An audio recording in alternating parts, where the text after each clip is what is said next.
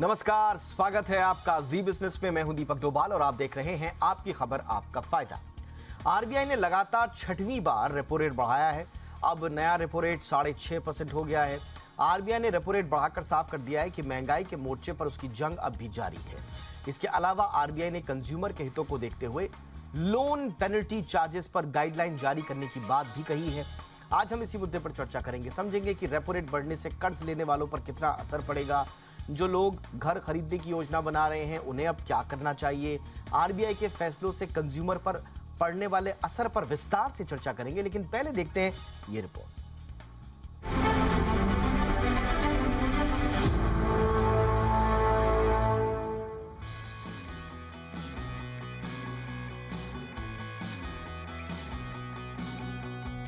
RBI की monetary policy को लेकर जैसी उम्मीद थी वैसा ही हुआ। रेपो रेट में 0.25% की बढ़ोतरी कर आरबीआई ने संकेत दे दिया कि महंगाई के मोर्चे पर उसकी जंग जारी है। फिलहाल रेपो रेट 6.25% से बढ़कर अब 6.5% हो गया है। ऐसे में अब सभी तरह के कर्ज और महंगे हो जाएंगे। लेकिन इसके साथ ही आरबीआई ने कंज्यूमर के हितों को ध्यान में रखते हुए कुछ और बड़े फैसले भी किए हैं। इनमें बैंकों की ओर से ली जाने वाली लोन पेनल्टी चार्ज पर गाइडलाइन जारी करने की बात कही गई है। इससे बैंक अनाप शनाप पेनल्टी नहीं वसूल पाएंगे। वहीं आरबीआई ने QR code based coin vending machine launch करने के साथ ही विदेश से आने वाले यात्रियों के लिए यूपीआई के जरिए पेमेंट की सुविधा देने की बात भी कही है।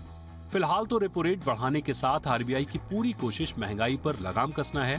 आरबीआई ने पिछले साल मई से लेकर अब तक 2.5% के साथ लगातार छठवीं बार रेपो रेट बढ़ाया है। महंगाई के मोर्चे पर आरबीआई कोई कोताही नहीं बरतना चाहती है। जाहिर है रेपो रेट की बढ़ोतरी से होम और ऑटो लोन सहित सभी तरह के कर्ज और महंगे हो जाएंगे। तो क्या ऐसे लोग जो घर खरीदने की तैयारी में हैं, उन्हें महंगे कर्ज के चलते वेट एंड वॉच की स्थिति अपनानी चाहिए?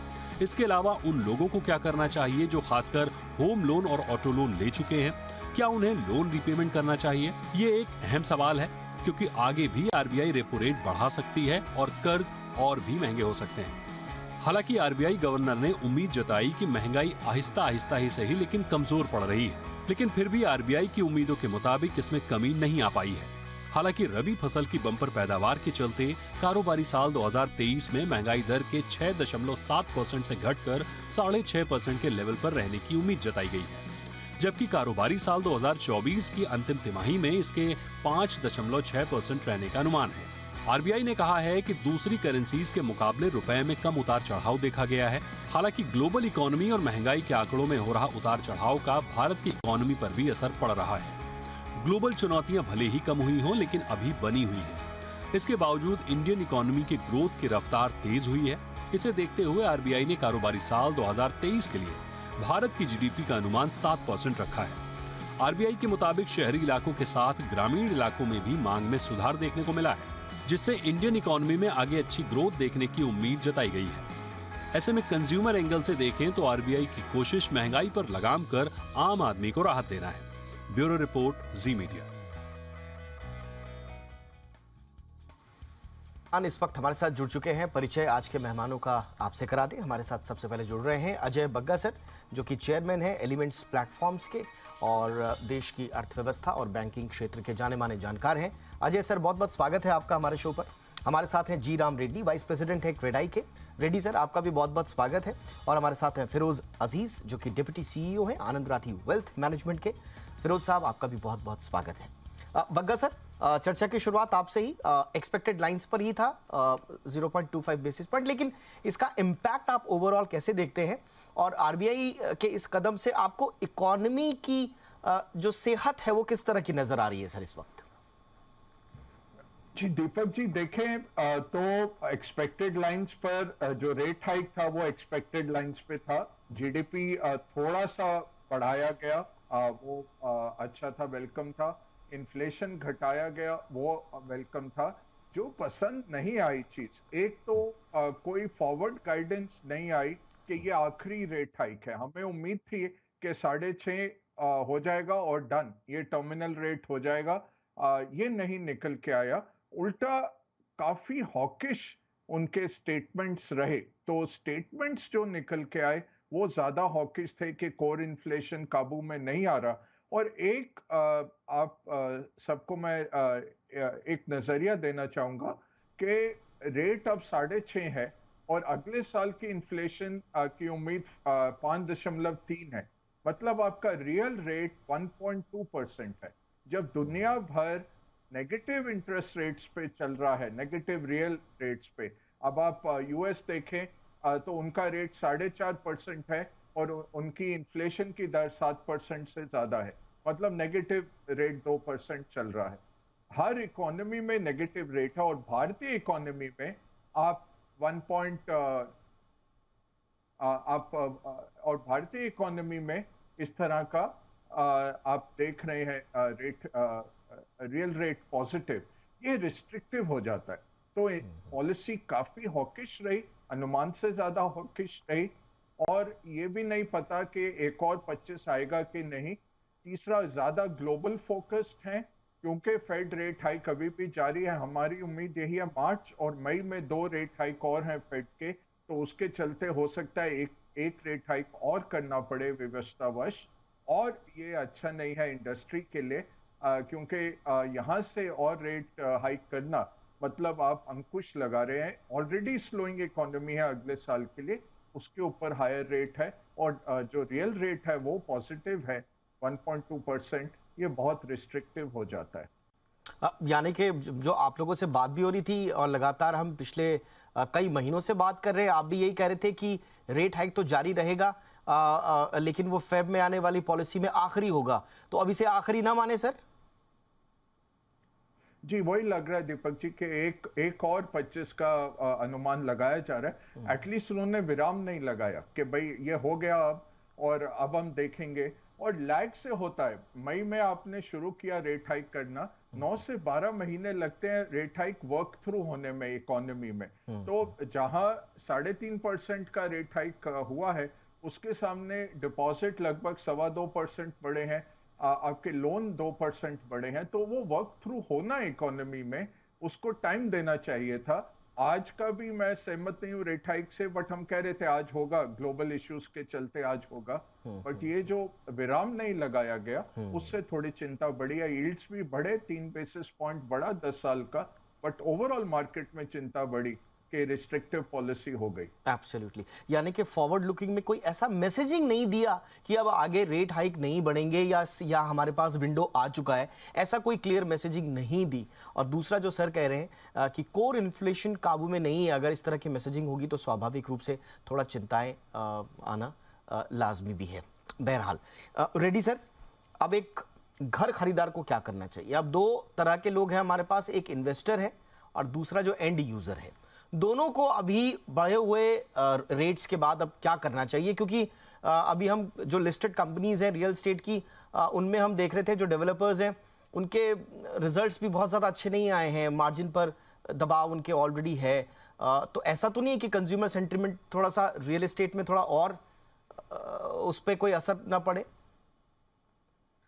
या थोड़ा सा असर तो पड़ेगा। क्यों बोले तो मैं लास्ट मई 4 से अभी तक 2.5% रेट ऑफ इंटरेस्ट बढ़ गया। लास्ट ईयर मई 4 को इट वाज 4%, अभी रेपो रेट 6.5% हो गया। कंटिन्यूअसली बढ़ते जा रहा है। आई मीन उसके लिए बहुत रीजंस है। ग्लोबल रिसेशन है, लॉट ऑफ इन्फ्लेशन बढ़ रहा है, सो मेनी रीजंस है। गवर्नमेंट आल्सो कुछ लेना पड़ेगा जरूरी। Banking industry is doing excellent, I mean everyone is doing excellent. ये पीरियड में अभी तक जो बढ़ा है, people will be able to take the hit. अभी उससे आगे और भी बढ़े तो वो तो मुश्किल हो जाएगा।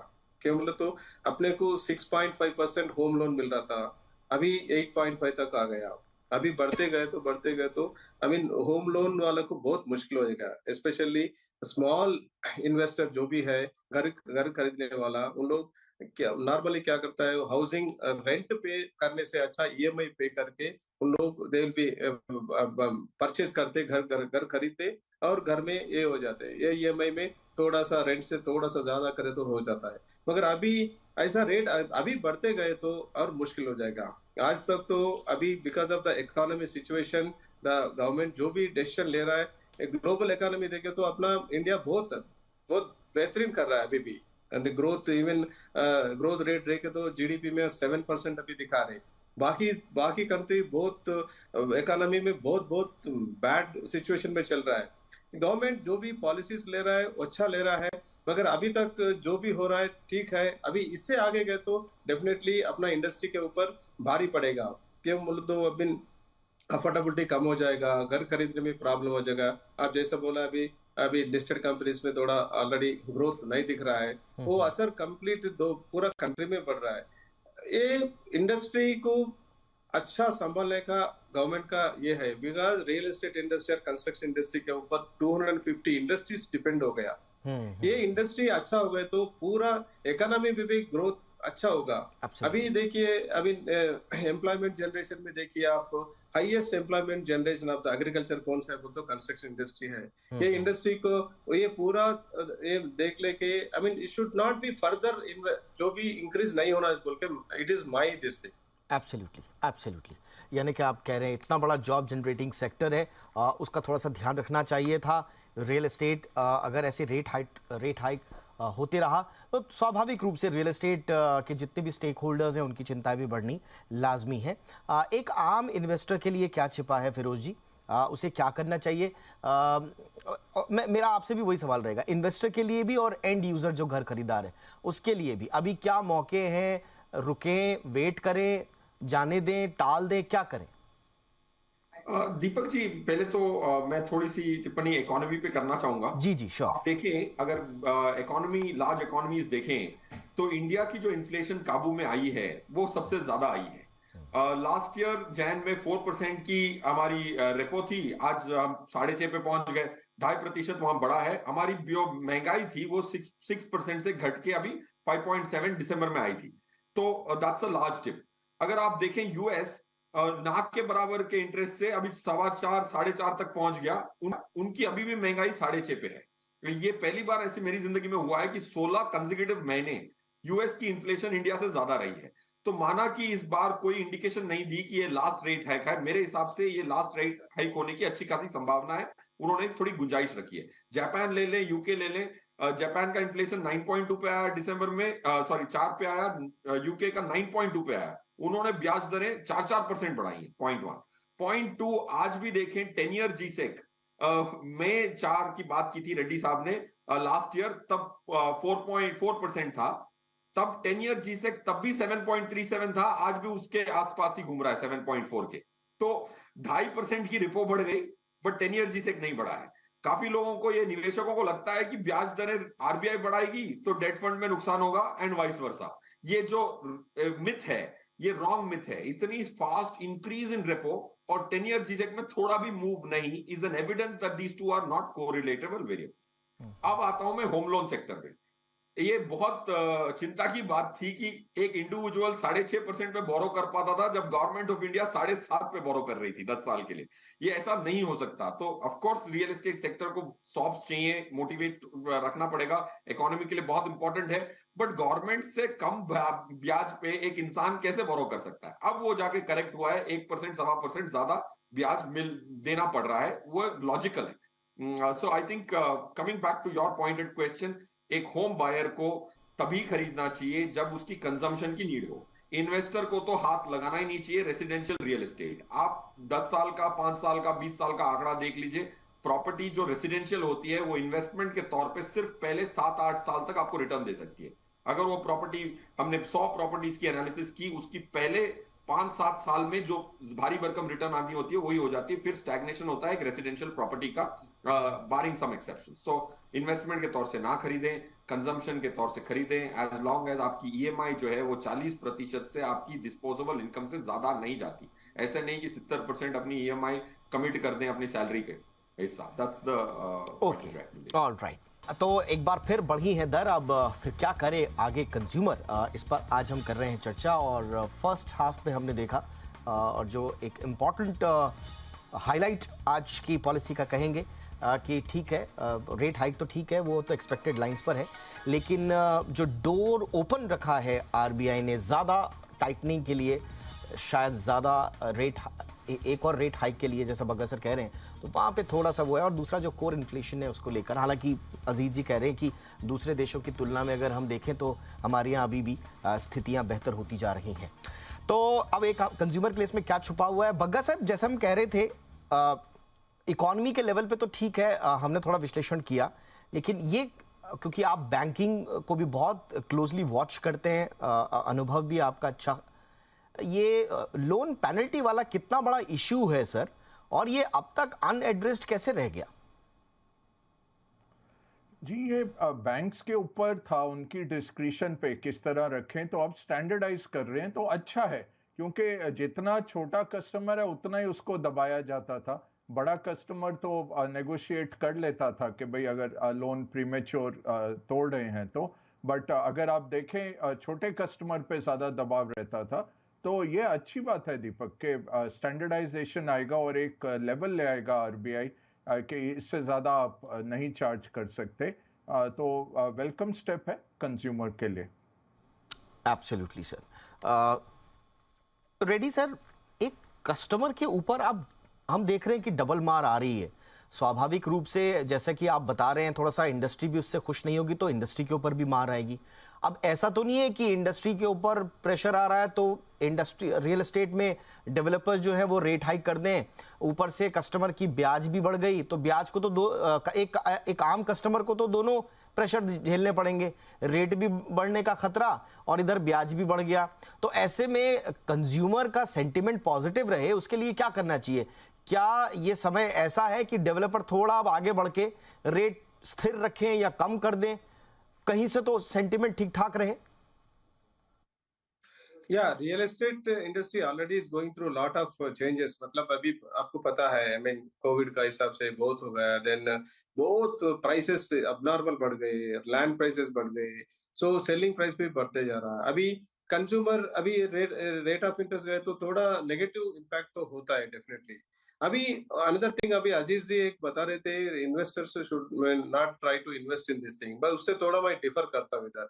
क्यों बोलते हो, रियल एस्टेट आप देखिए 10 साल पहले जो इन्वेस्ट किया आज उनका क्या रेट से खरीदा, अभी क्या रेट है, आज का क्या रेट है, अनदर 10 इयर्स के बाद में, 5 साल के बाद में देखिए ये पूरा इंटरेस्ट अभी इतना बढ़ रहा है, डेफिनेटली ये कम हो जाएगा। अभी बीच में आप देखिए 2014 में it went up to 8%, repo rate 8% था, 8% से फिर नीचे आ गया, अभी 4 को आ गए, 4 से भी 6.5, 6.5 से maybe another 25 basis points हो सकता है।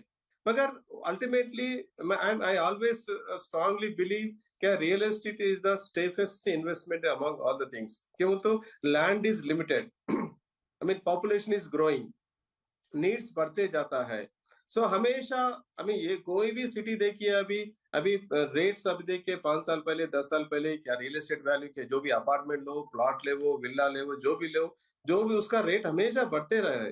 So I mean it's a safe investment, this ये definitely it will have some impact अपना इंडस्ट्री में भी, because already every rate every price is going up. जो भी अपन जीएसटी का भी एक बड़ा इशू चल रहा है अपना, वो इनपुट टैक्स निकालने के बाद में वो भी भारी पड़ रहा है कंस्ट्रक्शन का कास्ट के ऊपर। ये पूरा थोड़ा mean we are going through definitely tough times, but will definitely this industry is the safest industry, safest investment है। People will definitely going to invest. अभी जो भी इंटरेस्ट का थोड़ा असर पड़ेगा, but again I'm hoping that these interest rates will be coming down, coming back to the 4%. Definitely, maybe it may take a year or so, but definitely it's going to be stabilized. Absolutely. Firoz ji, अब एक saving strategy फिलहाल क्या होनी चाहिए? Pressure तो आएगा, कुछ उस पर लेके डिपॉजिट रेट्स भी बढ़ रहे हैं, तो वहां पर थोड़ा सा एक राहत की बात है। तो इस समय एक ओवरऑल एक परफेक्ट सेविंग स्ट्रैटेजी क्या होनी चाहिए? देखिए, मेरे हिसाब से जैसे बग्गा जी ने भी कहा कि इकोनॉमी पे अच्छी गुड न्यूज ही है, थोड़ी ज्यादा आई है एक्सपेक्टेशन से, तो उससे ये समझ में आता है कि इक्विटी पे रिटर्न बनेगी, क्योंकि लॉन्ग टर्म में बनेगी। नॉमिनल रेट हमारी कंट्री की ग्रोथ 11 से 12% होगी, inflation plus the real GDP growth. अगर 11-12% की नॉमिनल जीडीपी ग्रोथ है तो निफ्टी के 12-13% की रिटर्न आना काफी अच्छी संभावना है। उसमें अगर फंड मैनेजर आपको 1-2% ज्यादा दे दे तो आप इक्विटी की तरफ झुकाव रखें। डेट में लो कॉस्ट सॉवरेन डेट की स्ट्रेटजी रखें। लो कॉस्ट सॉवरेन डेट, मतलब डेट में ज्यादा पैसे नहीं खर्च करने चाहिए फंड मैनेजर पे, 10, 15, 20 पैसे ज्यादा नहीं खर्च करने चाहिए। और sovereign debt government of India का पेपर लेना चाहिए, क्योंकि बाकी जो ट्रिपल ए रेटेड है, पीएसयू है, उनमें जो एक्स्ट्रा रिटर्न मिल रही है वो बहुत कम है, उसको स्प्रेड्स कहते हैं, वो कम है। That's point 2। Point 3, real estate में मेरी तो एक ही विनती रहती है हर इन्वेस्टर से कि पर एनम रिटर्न कंप्यूट करें। इंडिया में शायद ही मैं किसी से मिला हूं जो ये बताता है कि इस घर पे मेरी 7.8% की रिटर्न आई। ऐसे कोई पर एनम रिटर्न कैलकुलेट ही नहीं करता। म्यूचुअल फंड में, एफडीओ में, फाइनेंशियल इंस्ट्रूमेंट में सबको पर एनम कंपाउंडेड रिटर्न देखने की आदत है। रियल एस्टेट में बोले 4 गुना हो गया पैसा। जब आप कंपाउंडेड देखते हो, मैंने 1000 प्रॉपर्टी की एनालिसिस करी कि परचेज डेट से 12.83 ईयर्स के लिए होल्ड की 1000 प्रॉपर्टी, छोटी मोटी यूनिवर्स की नहीं बात कर रहा हूं, उसकी रिटर्न आई है 7.9% per annum compounded. People don't calculate. That's my submission for real estate. जैसे रेड्डी सर ने कहा कि उनकी जो क्षमता है अच्छी प्रॉपर्टियां चूज करने की, उनके पोर्टफोलियो की रिटर्न्स अच्छी आएंगी, बट काफी लोगों की अच्छी नहीं आ पाई हैं। So choose a great real estate advisor और a builder is the piece of advice I would give. Absolutely. यानी कि जो एंड यूजर है, अब जिसको तो खरीदना है, अब उतना ज्यादा ध्यान नहीं देगा, क्योंकि जरूरत इंपॉर्टेंट होती है, इमीडिएट नीड्स इंपॉर्टेंट है, तो वो तो अपना इसमें दिमाग लगाएंगे ही। लेकिन एक इन्वेस्टर के लिए सजेशन यही आ रहा है कि आप थोड़ा सा डिसीजन जो है वो सोच समझ कर लें और एक प्रॉपर एडवाइस लेने के बाद ही लें। Thank you so much Bagga sir, आपने हमारे दर्शकों के लिए वक्त निकाला, एक बार फिर से शुक्रिया आपका। Reddy sir thank you so much. Firoz ji आपका भी बहुत बहुत शुक्रिया। आपकी खबर, आपका फायदा में इतना ही। इजाजत दीजिए, नमस्कार।